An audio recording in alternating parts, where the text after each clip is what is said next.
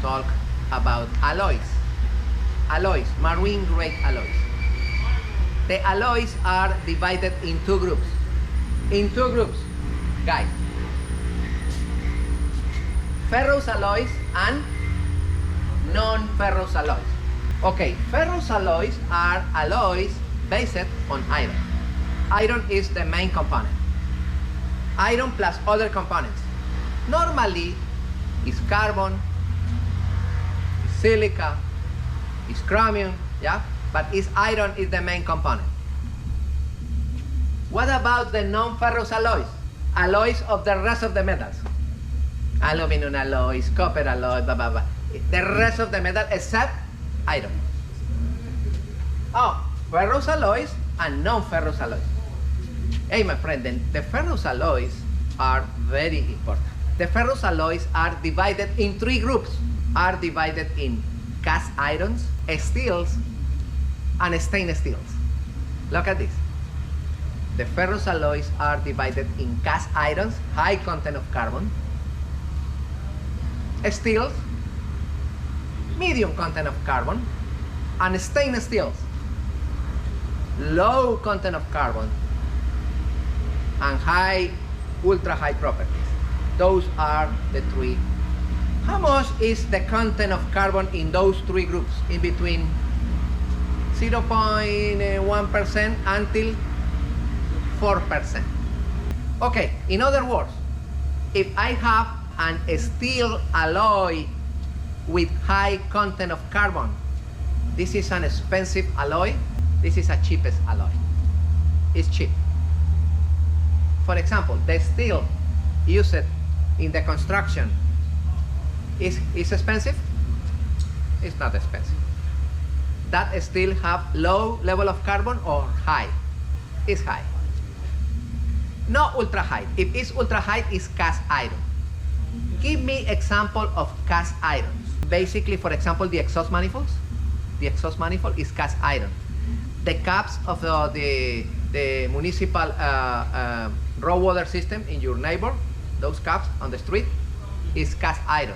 Is too, if you jump it with a hammer, is fragile. Fracture easily because the amount of carbon is high level of carbon.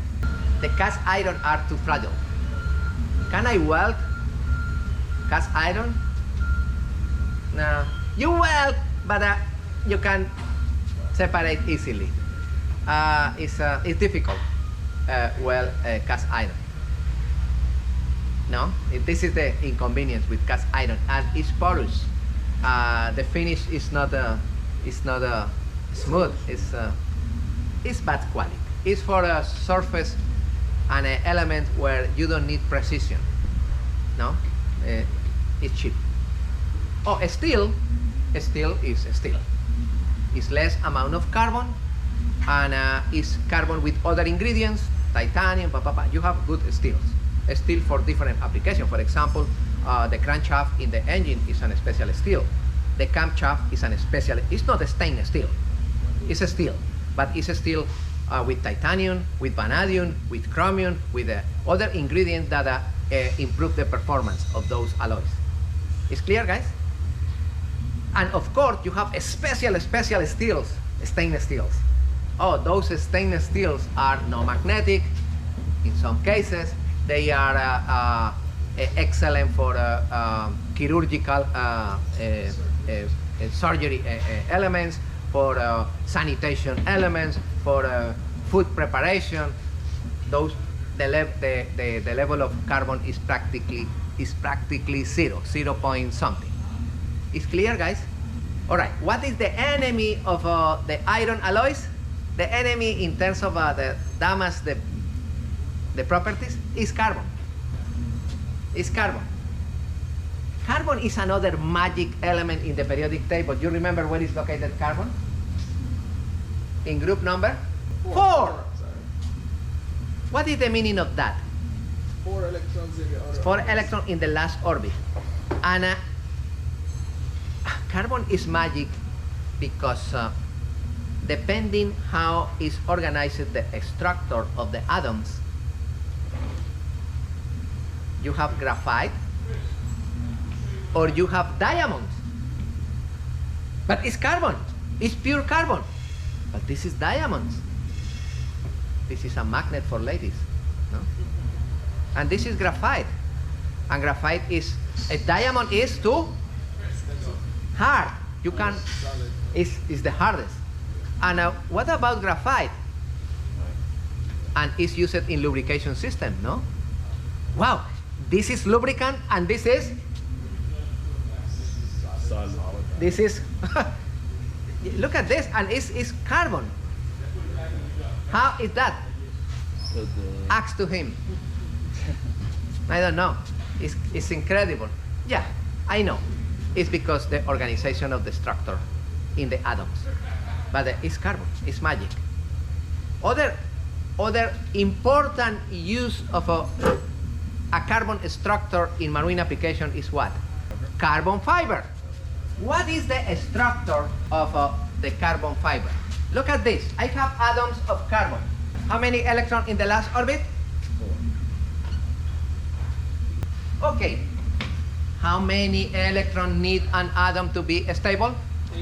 A or 0. Okay.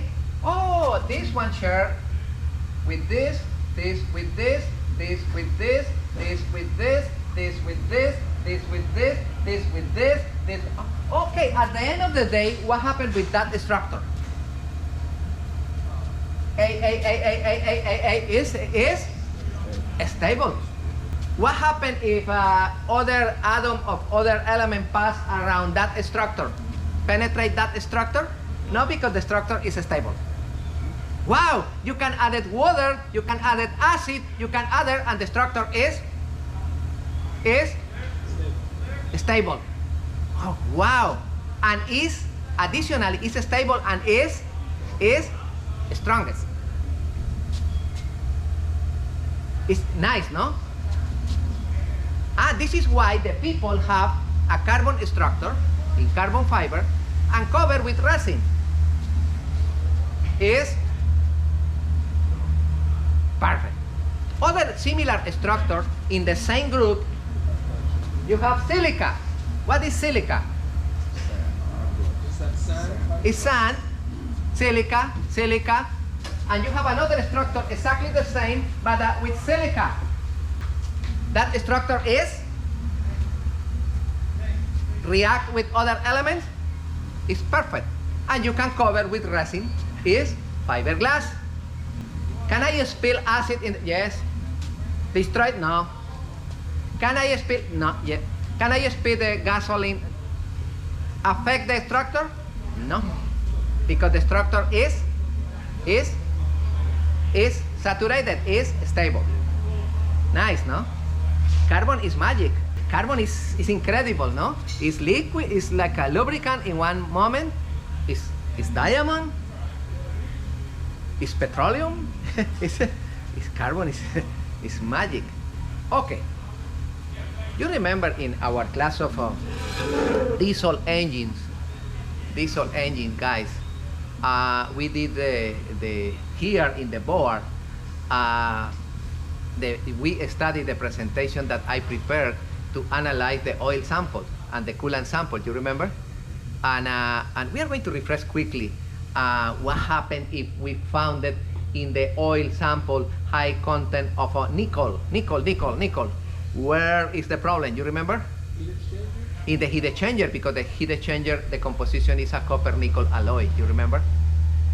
You remember what happened if I have a high content of chromium in the oil sample? Piston rings, no, and also the crankshaft is wear. What happened if you found a high content of aluminum in the oil sample? You remember? The pistons, probably the head, if the head is in aluminum, the case of the pumps is in aluminum. You remember what happened if I found that high level of copper, heat exchanger as well, And slaughtering on the piston bearings. bearing. What happened if I found that high level of zinc? You remember? The babbitt, you remember the papa? Yeah. It's exactly the same. Now we are going to analyze the different type of alloys, ferrous alloys and non-ferrous alloys used in marine application. I am going to start with non-ferrous alloy. And I want, my friend, that you memorize for the future those alloys, because you need to be clear with those alloys. If you have cleared those alloys, you avoid millions of mistakes in your boat. Believe me. Okay, we are going to analyze what is the meaning and what is the difference between brass and bronze. The people confuse brass with bronze, and the people normally say it's the same. No, my friend. Brass is different, especially in marine application. You need to be careful with which one, with brass or bronze? Brass. Brass. Because brass have high content of zinc. Zinc. And the zinc attract. In other words, the brass alloy will be attacked for the oxygen. The oxygen of the environment or the oxygen in the water. I have free oxygen in the water, my friend? Excuse me? Yes, of course, especially when you have a turbulent water. You have a lot of oxygen over there free. Yeah? In laminar water, is less, but in turbulent water, my boat is surrounded of turbulent water. No calm water, turbulent all the time. All right, brass have high content of zinc. For that reason, is non-marine approved. Excuse me, where I found a lot of brass? In what type of element? In what type of fastener? In what type? I found it in the market too much brass. Fittings.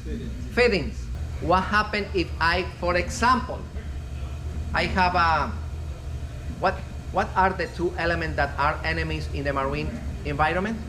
Copper and aluminum. Because the copper attacked the aluminum. Suppose that I have an aluminum tank. Is recommended what type of fittings? Aluminum fittings or stainless steel marine grade fittings. What happens if I put copper fittings? The copper at the end of the day attack the neighbor of the aluminum and destroy the aluminum. Excuse me, what happens if those copper fittings are in brass? That's the worst scenario. Brass, not. In what areas I use copper alloy fittings in my boat? For example, in the strainers, you remember? They have copper fittings, but that one should be in bronze. Naval bronze. Bronze or naval bronze, like a Monel or a Aqualoy, or yeah, those alloys in copper. Bronze, naval bronze, no brass. In what other areas you have copper fittings in your boat? In sea cocks, correct. Water heaters, you have fittings, yeah. But should be in bronze, no brass. Oh, but the fittings, the Home Depot fittings are cheaper than, yes, my friend, I know, this is cheap. But you need those, because this is a boat. And it's your boat, you need to protect your boat. All right? Never use brass. Brass is not marine grade. Okay, what about bronze? Bronze is 90% copper and tin. For example, the propeller is a bronze alloy. What is the name of that alloy used in the propellers? Nibral. Nickel, bronze, yeah, it's nibral. All right. What about duralumin? Duralumin is an alloy used in aviation. All of those skins, rivets, supports, brackets used in the airplanes are fabricated in duralumin. It's around 4% of copper, 1% of magnesium, and 95% of aluminum. It's a great alloy. Why is that? It's not used in marine application. Why? Because the content of copper and aluminum in a marine environment fight too much. That's why it's not used in marine application. The aluminum brackets The aluminum used in the construction of the towers, the aluminum used in the fabrication of supports in your boat is an special aluminum alloy series 5000 or 6000. Now we are going to study those series. Okay, this is duraluminum. It's used in aviation. What about Monel? Monel 400, 500K. You remember what element is fabricated with Monel? What element is fabricated with Monel? The chaff. The chaff is fabricated in Monel. In what other industry is used Monel? In the oil industry, in the extraction of oil, those shafts, those pumps are fabricated in Monel. Monel is another great, because it's not attacked with acid.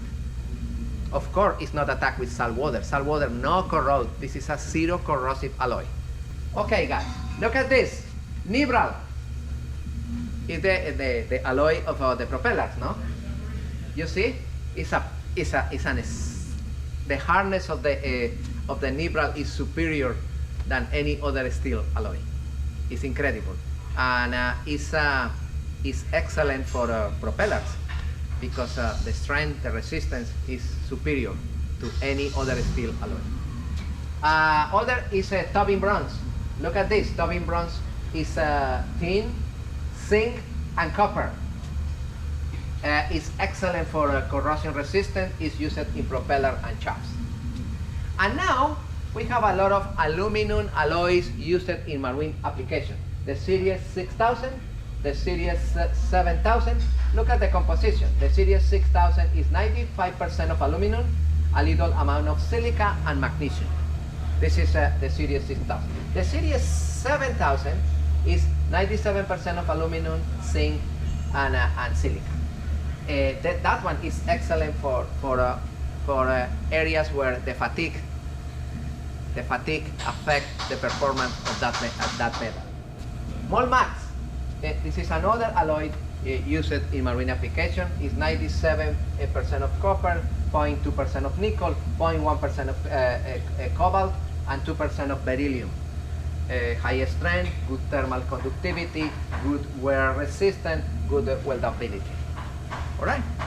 Not all the aluminum alloys are easy to weld. Dr. Welding, which one not? In general, only for your for information for the future. In general, cast aluminum is impossible.